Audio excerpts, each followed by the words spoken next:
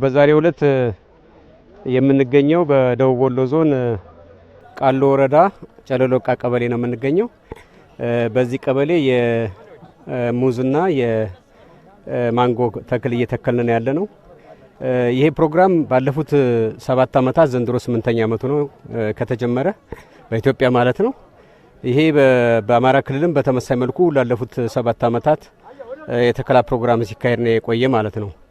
ይሄ የተከላ ፕሮግራም ዋነኛ መነሻው ሁልጊዜም እንደምንለው የሰው ልጅና የተፈጥሮ ግንኙነት በተዛባ መንገድ በተለይ ተፈጥሮን አላግባብ በመጠቀማችን ምክንያት በዓለማችንም በሀገራችንም ድርቅና ከአየር ንብረት ለውጥ ጋር የተያያዘ የምርታማነት መቀነስ፣ የጤና ችግሮች መከሰት፣ የተፈጥሮ አደጋዎች መብዛት እየተከሰተ ነው የቆየ እና ይህን መከላከል ዋነኛ መፍትሄው ከዚህ ቀደም የነበረውን የደን ሽፋን መመለስ ነው።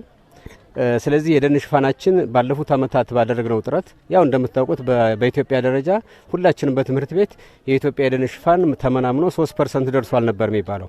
በአገር አቀፍ ደረጃ በ20ዎቹ ቁጥር ውስጥ ነው ያለው። በአማራ ክልል ደረጃ ወደ 18 በመቶ የደን ሽፋን አለው በአሁኑ ወቅት ማለት ነው። በሁለተኛ ደረጃ በዚህ የፕሮግራም ለምግብ የሚሆኑ የአትክልትና ፍራፍሬ ልማት በስፋት የተካሄደበት ነው። በማንጎ ልማት፣ በፓፓያ፣ በቡና፣ በአቮካዶ ልማት ላይ የተሻለ በተለይ ለአትክልትና ፍራፍሬ ገበያ ሊያወጡ የሚችሉ የአትክልትና ፍራፍሬ ልማት የተካሄደበት ነው።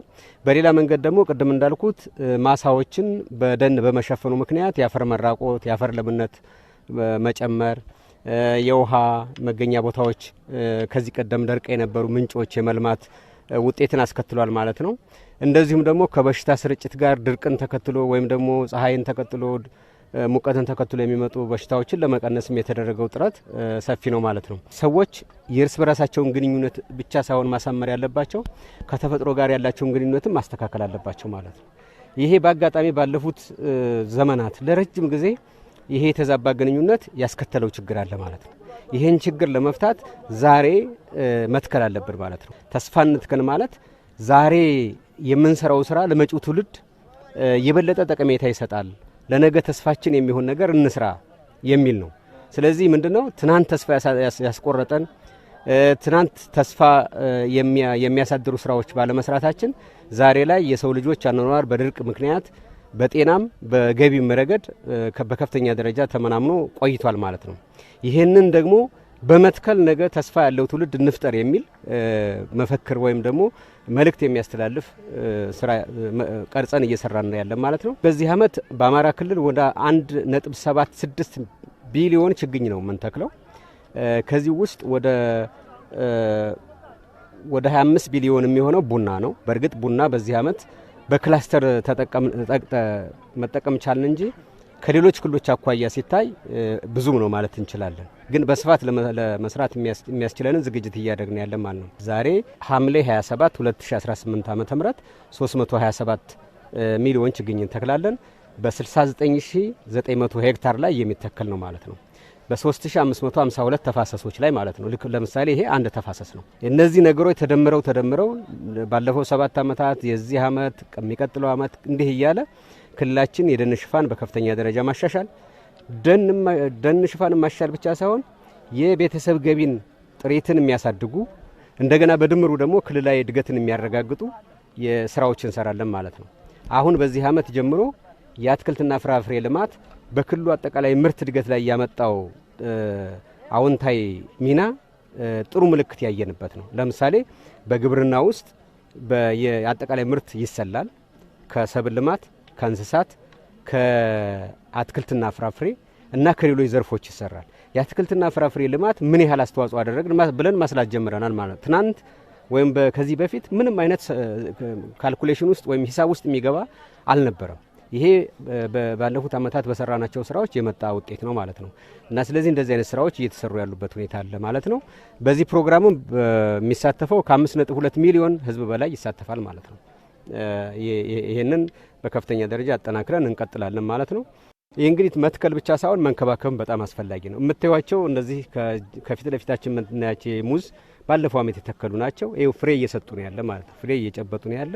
ይህን የበለጠ ማጠናከር መስራት ያስፈልጋል። መትከል ሳይሆን እንዲያድግ ማድረግ ለቁም ነገር እንዲበቃ ቅድም እንዳልኩት ገቢን በሚያሳድግበት ደረጃ መምራት ይጠይቃል ማለት ነው። ስለዚህ እነዚህን በማድረግ በአጠቃላይ የቤተሰብን ገቢ፣ የአካባቢን ገቢ፣ ክልላዊ ገቢን፣ ሀገራዊ ገቢን አጠቃላይ ደግሞ የክላይሜት ቼንጅን ወይም የአየር ንብረት ለውጥን የምንከላከልበት ስርዓት ነው ማለት ነው። አሁን ያለንበት በአጋጣሚ የአዋሽ ተፋሰስ ነው። የአባይ ተፋሰስ ሳይሆን የአዋሽ ተፋሰስ ላይ ነው የምንገኘው።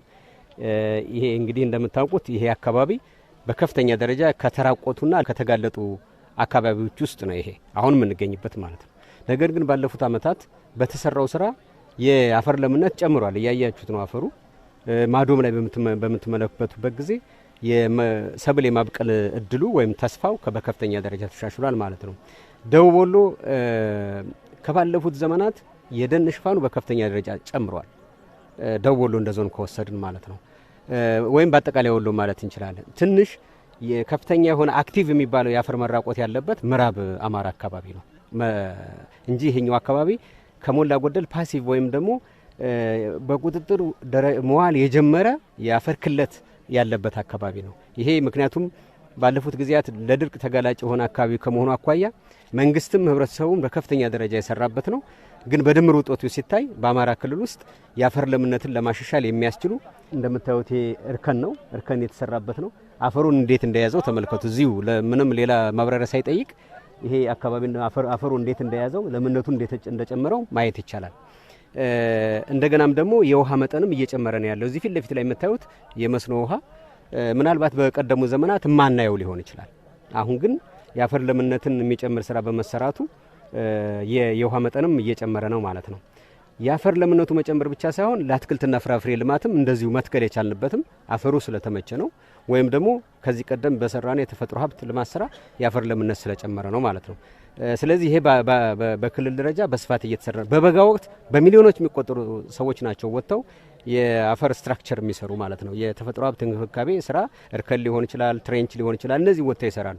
በዚህ ወቅት ደግሞ ዝናብ በሚዘንብበት ጊዜ እነዛን እንተክልባቸዋል። እነዚህ ተደምረው የአፈር ለምነትን በማሻል በኩል አይነተኛ ሚና ይጫወታሉ ማለት ነው። ስለዚህ ይሄ ስራ በአጠቃላይ የአየር ንብረት ለውጥን ለመከላከል ለመቆጣጠር አላማ ያደረገ ቢሆንም ገቢን ለማሳደግም ጭምር ነው። ገቢን ለማሳደግ የአፈር ለምነትን ማሻል ይጠይቃል።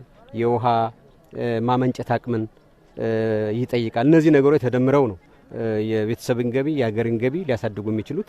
ስለዚህ ይህን ታሳቢ ያደረገ ስራ ነው ማለት ነው። በኢትዮጵያ ደረጃ የአረንጓዴ አሻራ ፕሮግራም የመሪዎች ሀሳብ ከመሆን አልፎ የህዝብ ሀሳብ የህዝብ ስሜት ሆኗል ማለት ነው። ከጀርባ የምትመለከተው ህዝብ የዚሁ ማሳያ ነው ማለት ነው።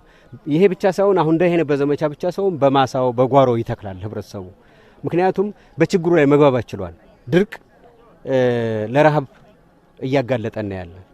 ለዚህ ሁሉ መንስኤው ደግሞ የአፈር ክለት የአየር ንብረት መዛባት ነው። የአየር ንብረት መዛባት ደግሞ የደን መጨፍጨፍ ነው። ከደን ወይም ደግሞ ከአትክልትና ፍራፍሬ የሚገኘው ልማት መቀነስ ከደን መጨፍጨፍ ጋር የሚያያዝ ነው። የአፈር ለምነት መቀነስ ከደን መጨፍጨፍ ጋር የሚያያዝ ነው። የውሃ እጥረት መከሰት ከደን መጨፍጨፍ ጋር የሚያያዝ ነው። ስለዚህ ቀደም ሲል በድምሩ የዚህ መንስኤ ደግሞ ሰዎች ለዘመናት በኢትዮጵያ ውስጥ በአማራ ክልል ውስጥ ያለውን ደን ያለማቋረጥ በመጨፍጨፋቸውና ለዕለት ፍጆታቸው በመዋላቸው ምክንያት የመጣ መዘዝ እንደሆነ ተረድቷል ህብረተሰቡ። ስለዚህ ይህን ለማስተካከል በጣም በከፍተኛ ደረጃ በንቅናቄ እየሰራ ነው ያለ ማለት ነው። ይሄ በተለይ በዓለም ደረጃ በእንዲህ አይነት ችግር ለሚጋለጡ ህዝቦች መፍትሄው ይሄ ነው የሚለውን ኢትዮጵያ መልእክት እያስተላለፈች ነው። ለዓለም አየር ንብረት ለውጥ ችግርም ለመከላከልም አስተዋጽኦ እያበረከተች ነው ያለ ማለት እንችላለን። ስለዚህ ይህን በማድረግ የተሻለ ስራ እየተሰራ እንደሆነ ለማንሳት ነው። አማራ ክልል እንደተባለው በተለያየ ችግር ውስጥ ሊሆን ይችላል። ነገር ግን ህዝባችን በጣም ብልህና አስተዋይ ነው። ልማትን አላቋረጠም። በግልም በማህበርም እየሰራ ነው ያለ። በግለሰብ ደረጃ ምርቱን የሚያሳድግ ገቢውን የሚያሳድግ ስራ ይሰራል። ለምሳሌ በግብርና፣ በሰብል ልማት፣ በእንስሳት ሀብት ልማት እና በሌሎች በአትክልትና ፍራፍሬ ጠንክሮ እየሰራ ነው ያለ። በንግድም እንደዚሁ በተመሳሳይ እየሰራ ነው ያለ። ስለዚህ ህዝባችን አሁን በክልላችን ውስጥ የነበረው ወይም አሁንም አልፎ አልፎ ባለ የግጭት ሁኔታ ሳይስተጓጎል ልማት አንደኛ አጀንዳ ነው ብሎ እየሰራ ነው ያለ። ለአንዳንድ ችግሮች መንስኤ የልማት መጣታት ነው ብሎ ስለሚያስብ ይህን ልማት ሳያቋርጥ መስራት ዋነኛ አጀንዳው አድርጎ እየሰራ ነው ያለ።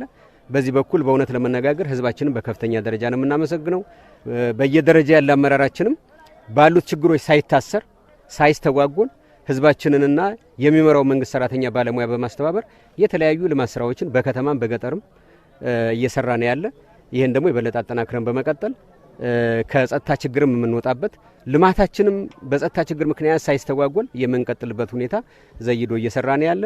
በዚህ አጋጣሚ ለሁሉም አመራሮቻችን በየደረጃው ለሚገኙት ባለሙያዎች ለምልዓተ ህዝቡ ከፍ ያለ ምስጋናም ለማቅረብ ፈልጋለሁ ማለት ነው።